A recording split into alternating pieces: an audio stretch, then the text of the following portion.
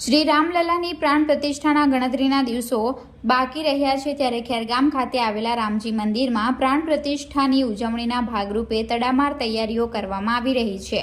સમગ્ર વિશ્વમાં સૌમાં રામ એવા ભગવાન શ્રી રામલલ્લાજીની પ્રાણ પ્રતિષ્ઠા મહોત્સવ અયોધ્યા ખાતે ઉજવાઈ રહ્યો છે ત્યારે ખેરગામ તાલુકામાં પણ પ્રાણ પ્રતિષ્ઠાને લઈ ભારે ઉત્સાહ રામ ભક્તોમાં જોવા મળી રહ્યો છે। ત્યારે રામજી મંદિર ખાતે વિવિધ પૂજા અર્ચના યજ્ઞ જેવા ધાર્મિક કાર્યક્રમનું આયોજન કરવામાં આવ્યું છે, જેને લઈને ખેરગામની તમામ દિવાલોમાં રંગારોગ કરાવી રંગબેરંગી લાઇટોથી શણગાર શરૂ કરી દેવાયો છે। અયોધ્યા રામ મંદિરમાં પ્રાણ પ્રતિષ્ઠાના રૂડા અવસરે ખેરગામ રામજી મંદિર ખાતે 21મીએ સાંજે શોભાયાત્રા ખેરગામ ખાતે નીકળશે તેમજ 22મીએ રામજી મંદિર પાસે આ ઐતિહાસિક પ્રાણ પ્રતિષ્ઠાનો લાઈવ નિહાળી શકે માટે વિશાળ LED સ્ક્રીનની વ્યવસ્થા સાથે ભક્તો માટે મહાપ્રસાદની સુંદર વ્યવસ્થા કરવામાં આવી છે।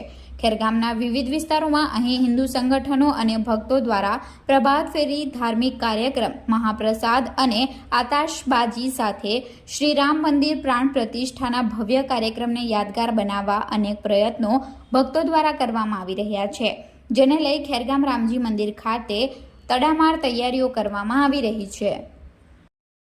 કેશવ કશ્યપ એબીવીપી નગર મંત્રી જેવી રીતે આપણે સૌ જાણીએ છીએ કે 500 વર્ષોના સંઘર્ષ કાળ પછી અયોધ્યાની પાવન ધરા ઉપર આપણા ધર્મના પ્રતીક એવા પ્રભુ શ્રી રામનું અતિ ભવ્ય રાષ્ટ્ર મંદિરનું નિર્માણ થઈ રહ્યું છે અને થઈ ગયું છે।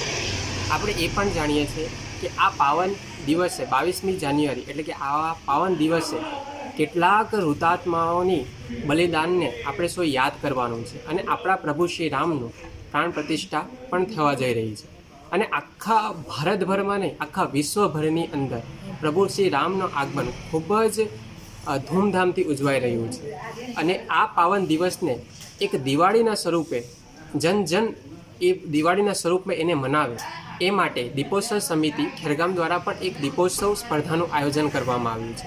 આ સ્પર્ધા શા માટે? તો દીપોત્સવ દ્વારા આપણે ઘર ઘર સુધી પ્રભુ શ્રી રામના આગમનને વધારવાનું છે। તો હું પણ દીપોત્સવ સમિતિ તરફથી દરેક માતા બહેનોને નિવેદન કરું છું કે આપના પણ ઘરે મહત્તમ દીવાઓ પ્રગટાવી પ્રભુ શ્રી રામના આગમનને વધાવો અને સાથે સાથે ખેરગામની અંદર તારીખ 21 અને 22 તારીખે પણ ઘણા બધા પ્રભુ શ્રી રામના કાર્યક્રમોનું પણ આયોજન કરવામાં આવ્યું છે, જેવી કે શોભાયાત્રા અને લાઈવ પ્રભુ શ્રી રામના પ્રાણ પ્રતિષ્ઠાનું લાઈવ પ્રસારણ।